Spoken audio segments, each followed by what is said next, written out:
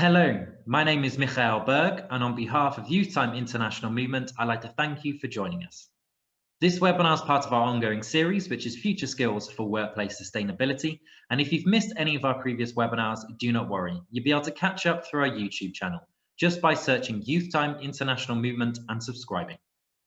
This webinar is brought to you by our expert speakers, Hrutian, who is representing European Youth Press, and Martin, which is representing Europski Dialogue. And I'll be talking us through the effect of bad media literacy in everything we do, in media, businesses, and our lives. So without further ado, let's begin.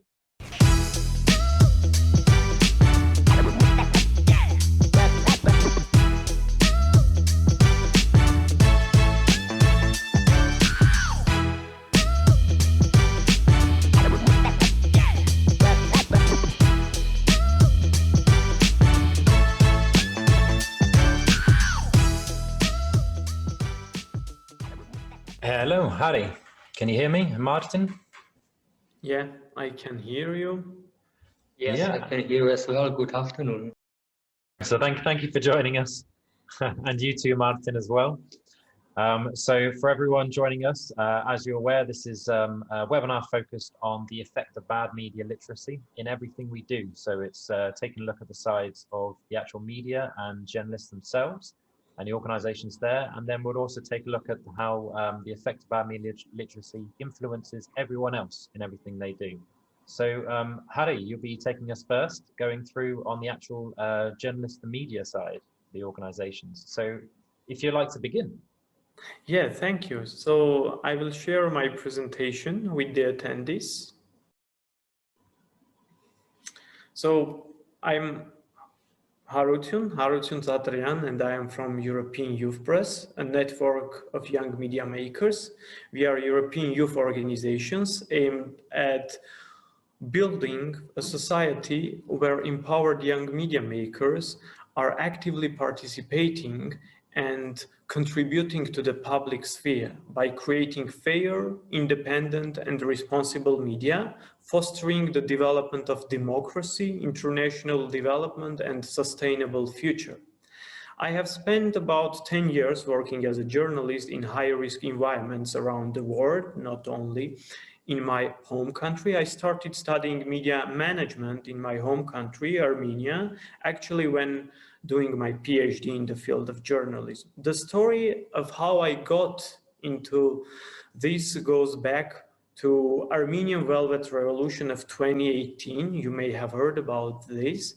I am telling this story because it's necessary to understand why I started to be interested in media literacy of the media organizations. Yeah, please, I'm going also to give you a warning that if you don't like to see graphic images, you might want to look anyway. It was in Yerevan, the capital city of Armenia, in 2010, and there were a lot of rallies.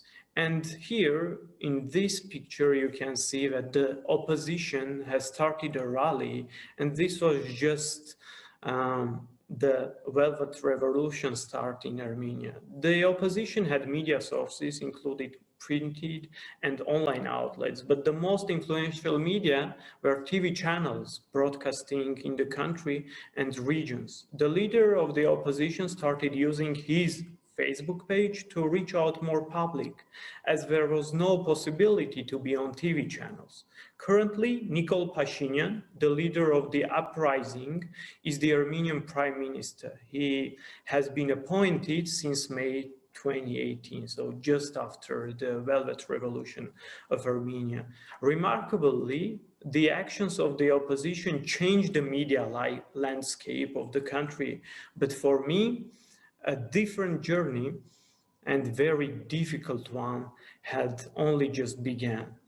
The feeling of quick transition of the transitional media made me feel that we are living in a society where the social media and Telegram channels are the most influential and they generate the main content for the traditional media than the old-style TV channels, radio stations, or printed or even online media.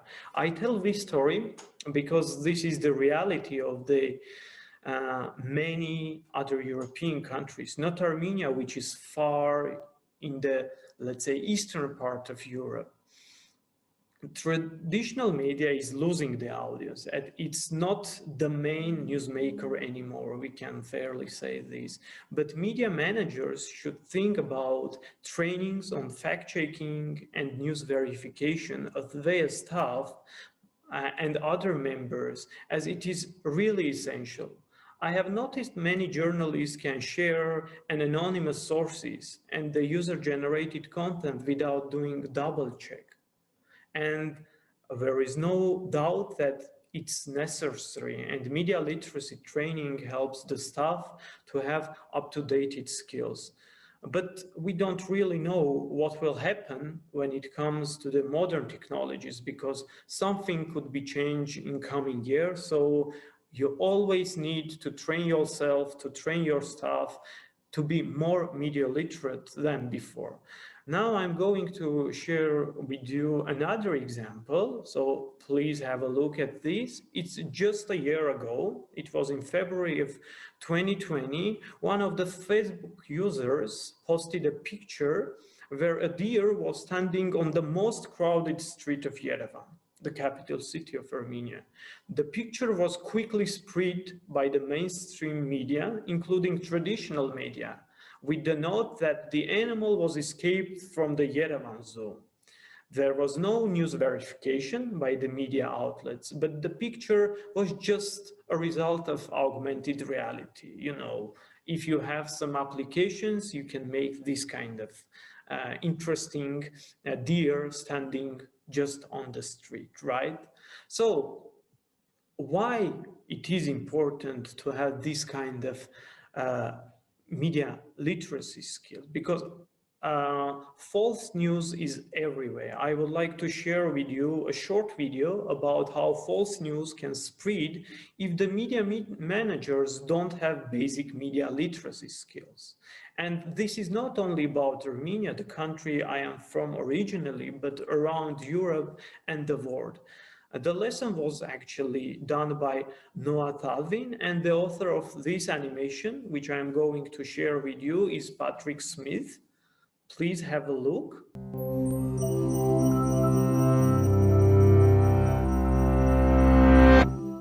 There's a quote usually attributed to the writer Mark Twain that goes, "A lie can travel halfway around the world while the truth is putting on its shoes." Funny thing about that, there's reason to doubt that Mark Twain ever said this at all, thus, ironically, proving the point. And today, the quote, whoever said it, is truer than ever before. In previous decades, most media with global reach consisted of several major newspapers and networks which had the resources to gather information directly. Outlets like Reuters and the Associated Press that aggregate or re-report stories were relatively rare compared to today. The speed with which information spreads now has created the ideal conditions for a phenomenon known as circular reporting. This is when publication A publishes misinformation, publication B reprints it, and publication A then cites B as the source for the information. It's also considered a form of circular reporting when multiple publications report on the same initial piece of false information, which then appears to another author as having been verified by multiple sources. For instance, the 1998 publication of a single pseudoscientific paper arguing that routine vaccination of children causes autism inspired an entire anti-vaccination movement, despite the fact that the original paper has repeatedly been discredited by the scientific community. Deliberately unvaccinated children are now contracting contagious diseases that had been virtually eradicated in the United States, with some infections proving fatal. In a slightly less dire example, satirical articles that are formatted to resemble real ones can also be picked up by outlets not in on the joke. For example, a joke article in the reputable British medical journal entitled Energy Expenditure in Adolescents Playing New Generation Computer Games has been referenced in serious science publications over 400 times. User-generated content such as wikis are also a common contributor to circular reporting. As more writers come to rely on such pages for quick information, an unverified fact in a wiki page can make its way into a published article that may later be added as a citation for the very same wiki information, making it much harder to debunk. Recent advances in communication technology have had immeasurable benefits in breaking down the barriers between information and people. But our desire for quick answers may overpower the desire to be certain of their validity. And when this bias can be multiplied by billions of people around the world nearly instantaneously, more caution is in order. Avoiding sensationalist media, searching for criticisms of suspicious information, and tracing the original source of a report can help slow down a lie, giving the truth more time to put on its shoes.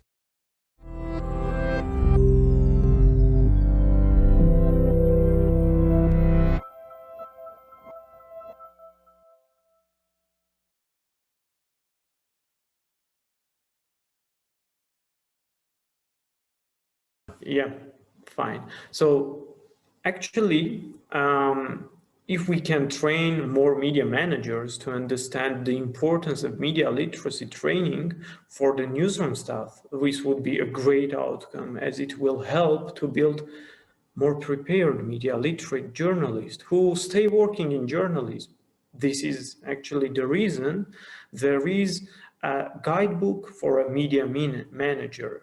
This is all about building the elements of what, as I said, called a guidebook.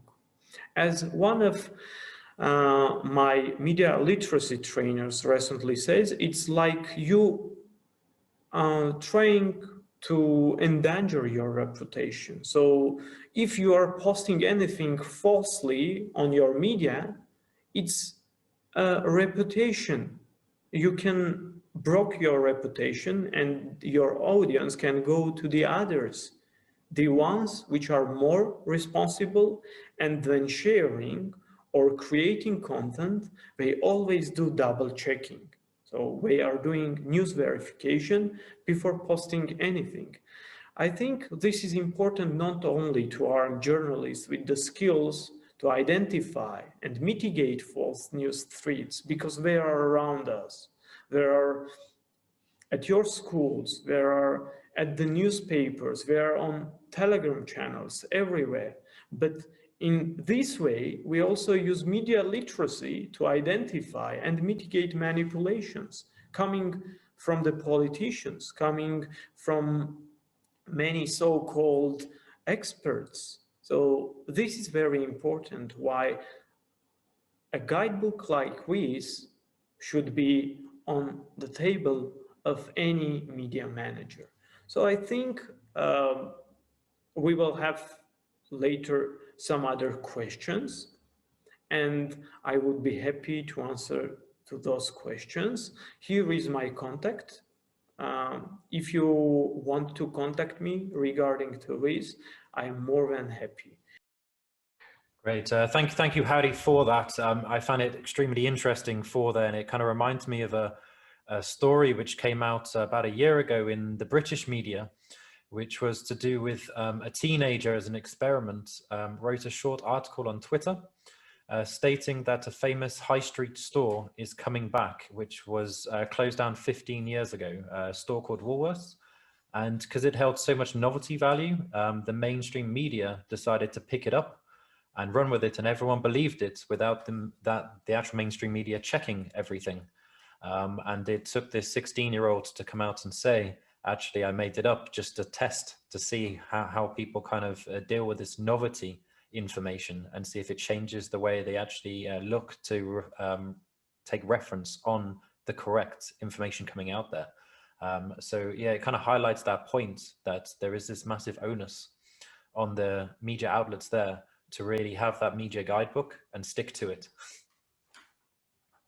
Yeah, that's exactly as you bring. And in some cases, this is like the reality where we live, coming from Armenia to the United Kingdom, or from the United States to Canada or Australia. Yep. Perfect. So, Martin, you'll be looking at the opposite side to this now. So instead of it being how the media and journalist outlets are actually affected themselves, how that's bad media literacy affects everyone else as well. So if you like to start really with the explanation there. Great. So hello, everybody. My name is Martin Mashka, and I'm... no, I cannot move to the next slide. Yes, now I can. And I'm working for the Slovak non-governmental organization called European Dialogue. We are actually the member organization of the European Youth Press. So me and Harutian are from, let's say, the same organizational family. And I'm also working here as a creative manager of our projects, which are mostly dealing with the topics of media literacy. That's also one of the reasons why I'm at this webinar. And our other topics are also active citizenship and promotion of quality information in Slovakia, but also abroad. So in that sense, we are also having some international partnerships, producing media, and also doing some research on these topics. So that's, I think, enough for me, about me. And if you would like to know more about me or about our organization, you can just visit our website. And at the end of this presentation, I will be showing the link to that. So when I've been approached by Michael about media literacy and the business sector, because that was the original idea, I was thinking whether there is actually such a media literacy for this sector or this field of work. And after thinking about it for quite some time, I came to the conclusion that actually it's not, because some competencies which can be actually very much relevant to entrepreneurs and people who are like advertisers or marketers are as well very useful for other people who are active in the public sphere. So let's say influencers or people who are writing blogs, basically anyone who would like to make some change in the public sphere. And what's quite common for all of these people is that they are both consumers and producers of the information. And therefore, we can call them the prosumers, which is quite a new word, which has been coined in, I think, in 1970s, and then used more and more afterwards. So competencies which are usually relevant for audiences, let's say, to see behind the lines of the media content and critically think about all the information that they are receiving, but also be more resilient to the misinformation, which is increasingly all around us. And then also the competencies which are very relevant to producers. So let's say to produce quality media content and be socially responsible, in a sense of being aware of the effects which their work can have on the audience, are very much relevant to not maybe everyone working in business sector or in the public sphere, but at least for their teams, because there are people who will be then complementing different skills and areas of work. And adding to this, I would say that definitely there are some additional or advanced competencies which are usually not covered by traditional media literacy courses, but they should definitely be covered by courses which are focusing on these people, which I mentioned before. What's very much important for them is to produce quality content which would draw their audiences and which would help them to promote themselves. And here we are specifically talking about the advertisement. So in the presentation, I'm sharing the link to the festival of video advertisements, which is called Cannes Lions. And there you can find the best examples in this field to make a good and really high quality advertisement. And then the second one is the ability to be resilient to misinformation and bad communication, which is happening online. And here it's more relevant than to the audience and to some other producers of media content in general, because the more you are active in the public space, the more often you can be targeted by misinformation. So to sum up this introduction, the media literacy is very much relevant to people in the business, and there are also some additional competencies which are not covered traditionally, but they should be, taught to them already at the beginning when they are attending some courses on this topic. It's also very important to make a distinction between the traditional and digital media literacy, because in traditional media literacy or in traditional media world, there was a one-way communication. The people were either sitting in front of the television, listening to radio, or simply reading the newspapers. And some additional efforts from the content creators or from the people who were publishing some advertisements in media were not needed. The most important competence in this context for them was the knowledge of so-called ratings and shares in the media, because they helped them to make really good decisions on where to place their advertisements. So just a quick overview, shares are, let's say, the percentages of audiences which are, if we were then talking about the television, which are watching the certain television channel either at a given time or during a longer period. And ratings are indicators which are telling us how many people are watching the certain TV show at a given time. So the main difference would be that shares are expressed in percentages while ratings are expressed in absolute numbers. And knowing these two, knowing how many people are watching certain show and what percentage of the audience is watching certain television is then, or used to be, enough to say, if we place the advertisement into certain media, we will reach enough people and we will be able then to impact more people. And it also very much influenced the pricing of the advertisement. So traditionally in the United States, for example, the most expensive advertisements are those which are during the Super Bowl, because that's the show which is watched in the TV by millions and millions of people. Then it also was very important competence to know the differences between the positive, negative, and comparative campaigning, and then use it in the work, in advertisement and in the work of the company or the organization in general. So just very shortly, because also we don't have much time to go into details, the positive campaigning means that you are presenting the advantages of your own product. The negative means that you are showing only negative aspects of the competitor or the competing product. And the comparative advertisement or comparative campaigning, which is sometimes also referred to as the advertising wars, means that you are showing on the aspects in which your competitor is worse than yourself. And also, it's possible to turn the negative campaigning into the positive one. I know that today it's more important to be negative, but still in the advertisement world, the positive is still much better. And this example is from Poland, and actually from France, sorry.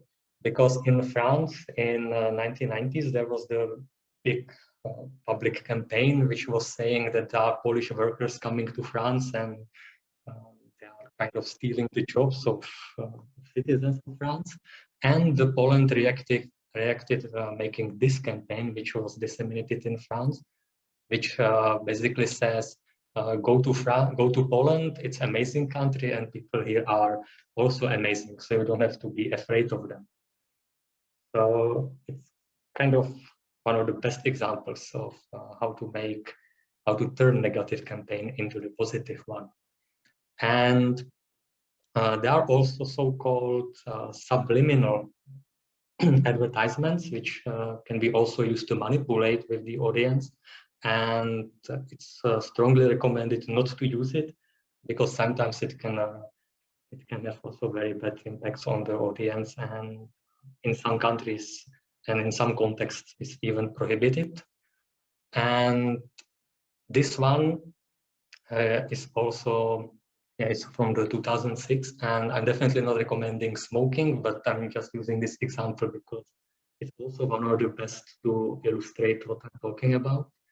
That at the side of this car, when it was standing still, you were just able to see the barcodes kind of image. But when it started moving, those lines were kind of merging together, and you were able to see the sign of the company. And they decided to do this because it was basically prohibited to make an advertisement on tobacco products during F1 competitions. So therefore, I was saying that sometimes this subliminal advertisement is already sometimes illegal, and definitely in many cases against the rules. Then in the digital media literacy and in the digital media world, many things have changed. So maybe the most important one is that now it's not only about passive audience and active producers of the information and the media content, it's now more two-way communication. So the audience is not just watching the TV shows or watching the advertisements, reading your content on websites and social media, but they also like to interact. And if you as a producer, disregarding what you are producing and promoting in the online space, if you are interacting with them, then you are showing them that you take care about them and that they can trust you and that they can basically become part of your company even. So that means they would return to you and become even your loyal customers. And if you are doing, let's say, campaignings, then those people can become your supporters. Then also decisions are motivated by many factors. So it's, again, not just enough to know the sharings and ratings or shares and ratings, and to know just some quantitative criteria in the social media, for example, when the people are going online and when they are spending the most time on social media. But you also need to look into some qualitative criteria, what content they like the most, what features of the advertisements are making the bigger impact on them in the digital world, and also how the algorithms on social media are working. And that's quite technical expertise. But now, if you really want to make an impact and reach many people online and in social media, then having these competencies is definitely needed. While again, in the traditional media and traditional media literacy, these two topics were definitely not needed, and they even didn't exist back then. And also copyright is very important very important topic to keep in mind, because now it's very tempting when there is so much content online to take something for free and don't give credits for it. But still, all the rules which are applying offline are applying online as well. And at the same time, there are many databases from where you can take some copyright-free content. So that's also important competence to know that the copyright is still existing and that it's important to keep it in mind. What can be effects of bad media literacy on people working in business sector or being active in the public sphere in general? Is, as I mentioned at the beginning, that they can create bad quality content, which sometimes it's not so bad, because also bad advertisement is good advertisement at the end. Because if people are laughing at what you are producing, then they are still talking about it and they are still sharing it. But I would be very careful with producing intentionally bad content. So still, when you are producing something, produce it with the intention to be good and be the best even. That can also lead to inability to reach out customers and audiences. So as I mentioned a few minutes ago, keep in mind also those algorithms and customization, and keep the preferences of the audience in mind when you are producing something for them. And then inability to communicate with people through social media effectively, that's related to that two-way communication. That is important to not only use the tools like Fora and some e-participation tools, but also use them, really use them and use them effectively. Invest enough time into that, invest enough time to understanding how people are actually interacting on your media and on your platforms and channels. It can also happen that you can reach some undesired impacts. And here we are talking about social responsibility. So also, as I mentioned at the beginning, keep in mind various effects which your work can have on the audiences. Because if you are not taking this in mind enough, and if you think that you produce something which would have a good impact, but some people can understand it differently, then it can really backlash to you. And therefore, always keep in mind who is your audience, who is even troubling them, because then it can help you prevent some bad impacts of your communication. So, for example, don't use certain words which can be negatively perceived by your audiences, or don't use some pictures which can have negative communication, negative connotations inside your target group. And then, of course, if there is a bad media literacy, if people are not enough aware of all the techniques of the misinformation, then they can be more prone to that and be more badly affected by that. And a few tips at the end of the presentation: don't fight fire with fire. Sometimes people would tend to tackle propaganda by propaganda, or tackle negative communication with negative communication again, but it doesn't help.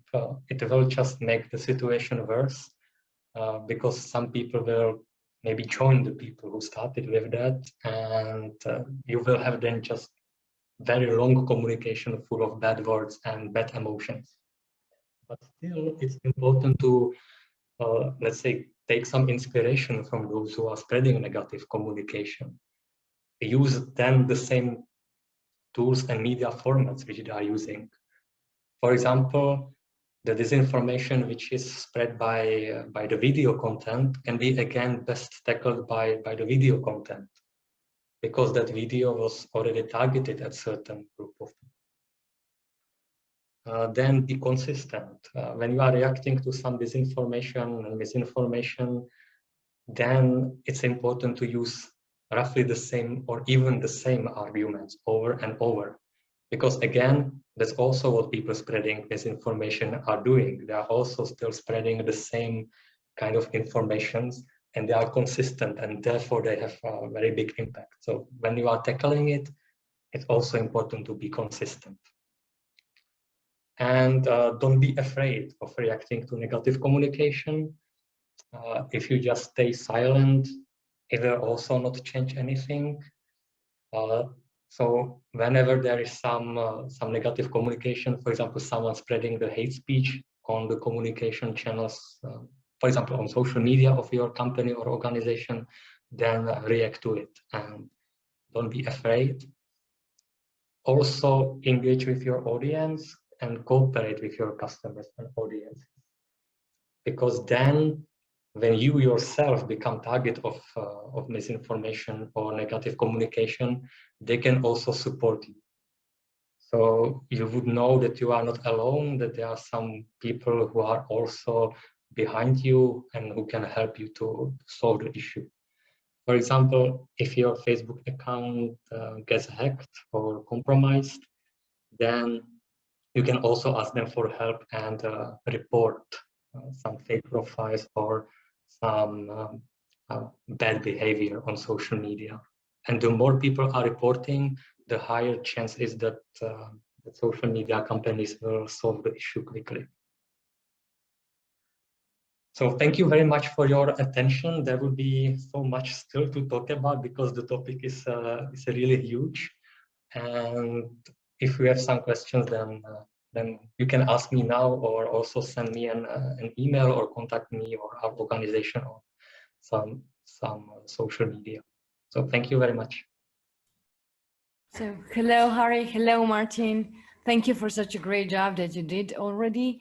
I just wanted to clarify a few things because I think that some few things are not really clear for our audience, because when we are talking today about traditional media and in a total about media space, it means that we don't only think about newspapers, we also think about Twitter, Facebook accounts, and everything, all public words that we can find on the internet.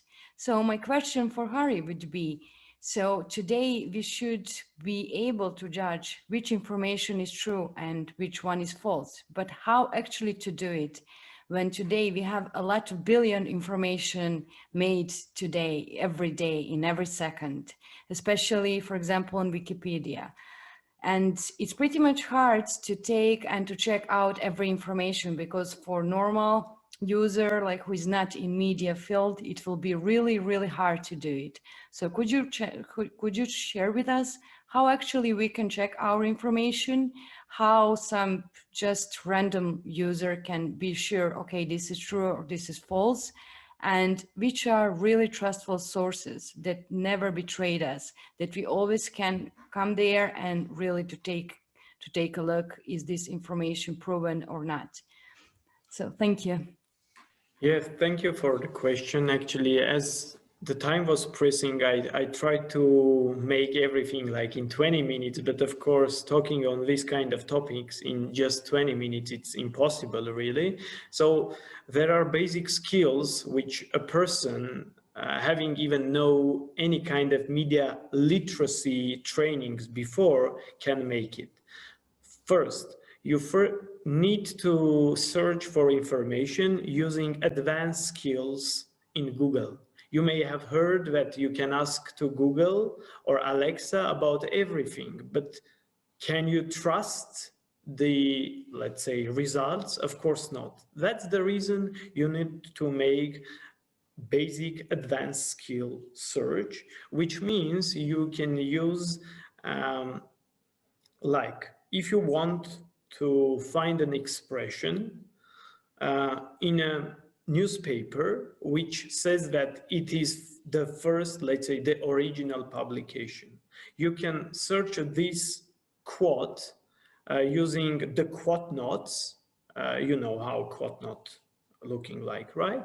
So and typing just the website site, then you can find the information. If it is a fair information, you can find on the website. If not, then you will see that you are manipulated. Another thing is, which I already talked a bit, when you face an augmented reality pictures, how to search these kind of things, because sometimes they are really looking as the exact picture. As I showed you, the picture of D standing just on the street, the most crowded street of a capital city of Armenia. So there is another skill, which is reverse image search. You can make a reverse image search via Google or Yandex. I would suggest to use Yandex because this source gives more, let's say, detailed information about images. And what is important, they also can give you the exact differentiation of people's faces. So we can understand the faces of people. For example, if you search Harutyun Zatarian, you can find maybe tens, thousands of pictures, but which is the exact one? You can make it through using Google or Yandex reverse image search. These are like the basics which I would like to share. But of course, another suggestion would be to those young people who are doing media or even just, users of media, to use current situation, because countries are locked because of coronavirus, and there are crash courses. I can later share with you, Michael, some these kind of courses in English language, and people can take part in these free of charge courses and learn how to be not only media literate, but also having like a pro skills in fact checking. Yeah. Thank you, Harry. I would really like to have these free online courses to share on News Time magazine, because I think it will be a really useful thing for our readers, and why not for all of us to try it. And thank you very much for this advanced Google search opportunities that you gave and share with us. I just wanted to ask you what, according to your opinion, would be the most trustful sources, media sources, newspapers that you would recommend to users that, for example, are not having computer or not having internet or just are not advanced in Google research, because we need to confess, not of us are advanced in this level. So what would be your suggestions? Like suggestion? Yeah, thanks once for the question. I would like to share with our attendees and the viewers of this webinar that currently it's just a 10-minute work to make a fabricate website. So why you need to have these kind of skills, not to be misled. And the most important thing is to have a look at the About Us pages. Always search this kind of, sections at any website, at any news website you are getting your information. If they do have good policy, if they do have the staff represented there who are making the content, who are working as a journalist or producing news, in this case, you can trust on this news source. But once again, if you have, let's say the old-fashioned standards newsrooms, when people are just spreading gossips or the news coming from Telegram channels or just sharing Twitter posts or social media posts without doing fact-checking, please to skip this kind of media sources. I don't want to make a list, but surely anyone in the world on the European continent or the American continent, or in Australia or in Middle East, these people surely have their preferred media resources. And I would suggest always have this preparation, because what we also do, we also try to understand, and Martin said, many people are just using social networks to get information, and people are not having this kind of preferred media resources. They just click on a link which is shared on their news feed, or it's coming to them.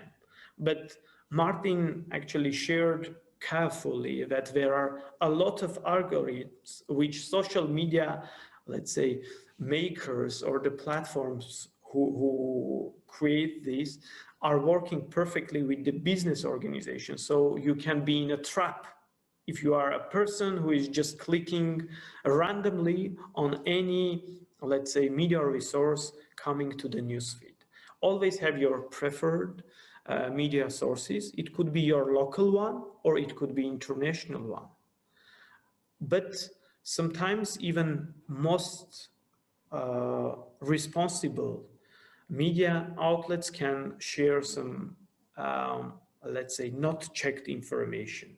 And this is the reality, because they are doing a business, and media is a business for sure. It's not only sharing information with the public, or it's not only making public good, but also it is business, and sometimes in this competition to be the first, media outlets are not checking the sources, and actually if they do checking, sometimes it's also needed to be double checked, and this is actually what I would like to add at the end. Thank you once again for having me during this webinar. Yeah, and I am open to other questions as well. Okay, one question for Martin and for you, if you would like to add. This is related to social media, as we mentioned. There are some prediction that in the future, maybe media in traditional way wouldn't be like, there wouldn't be any need to exist because we have social media.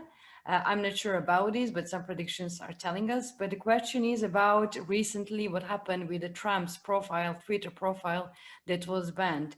I just wanted, there were a lot of discussions, like media discussions. Was this censorship? Like, was this something like big, huge problem breakdown, like from the part of Facebook, Twitter owners? Is this actually some kind of dictated by them, so that they have actually all the power to say what's wrong, what's right? Or was this real great media literacy move that everyone should take, this banning Trump's account? What do Martin think about it? Yeah, that's actually a very good question, and thank you for that. The answer is not so simple in very short time, because then you need to really wait on what's more important, whether the more important is to not have some, let's say, hate speech or incitement of hate and this negative communication on social media, or whether absolute freedom of expression is more important. And here the Twitter decided for the first one, which not necessarily need to be right, because still, if someone would like to find information about what Trump is saying or used to be saying when he was still the president, they would find it on some other channels. While it was still quite useful to have it on Twitter because people were able to access it, the media were able to access it very quickly, and you were already able to predict what he's gonna say then, because it was roughly always the same style of communication.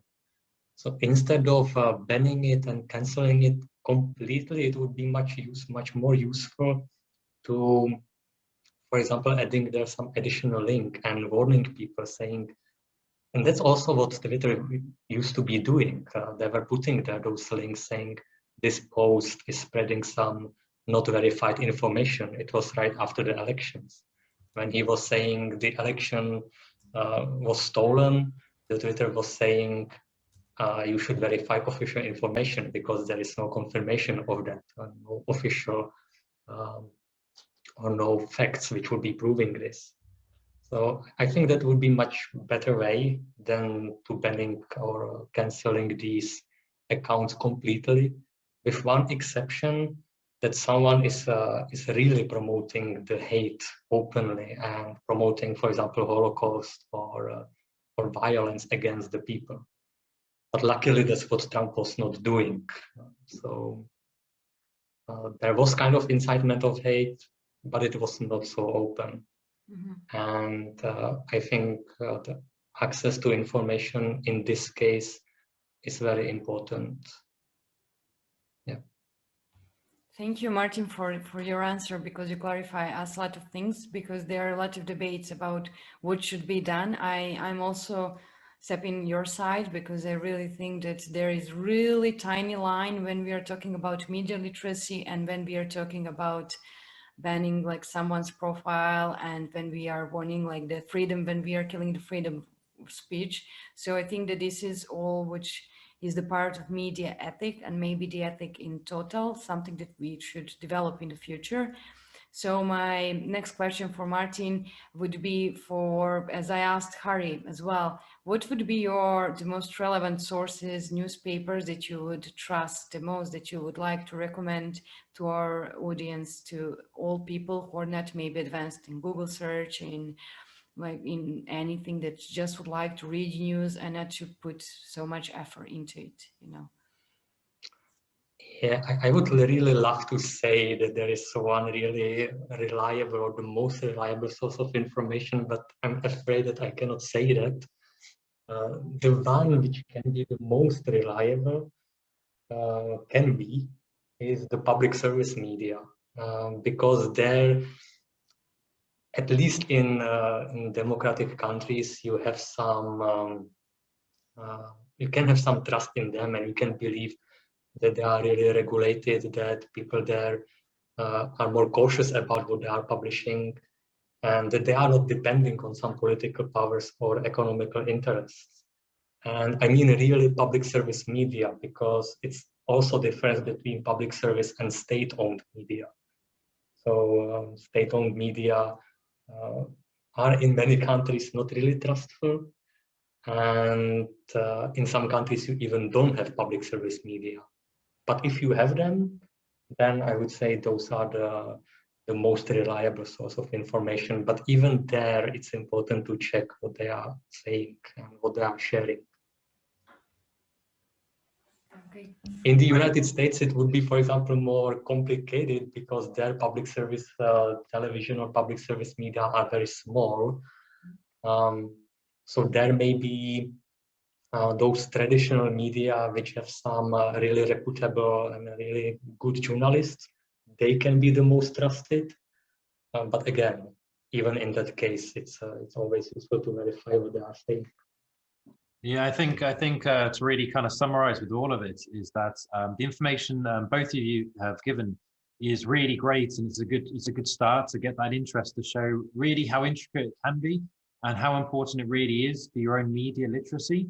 But overall, it's a case of we would like to trust all sources which come out, but that's not necessarily always going to be the case that we can do. So we need to take our own, have the own onus on ourselves to really check our own sources of what we're reading and make sure that we're not spreading that information before we've checked it as well.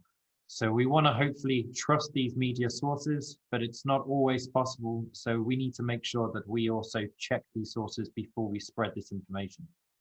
It's easier said than done, especially in the current times, but it's one I think everyone needs to be a little bit more aware of, if you guys agree or not. Yeah, actually, you made a great summary of a combination of both talks. So that's exactly what we need to know about current media sphere around the world and around Europe. And especially for young people, it's important and it's essential to have media literacy skills, because starting from schools till the university and then at the workplace, we need to have these skills, because we are under pressure of, let's say, this digital era, but now we can see that we are actually living in post-digital era, when we do have post-truth societies, what is true and what is fabricated. And this is really important. And thanks for wrapping up all what was said before by me and Martin. Well, thank you both for being a part of this and sharing that information. And we'll be making sure that those free online courses and the links to that will be shared in the coming days across our platforms as well. So thank you very much for that recommendation.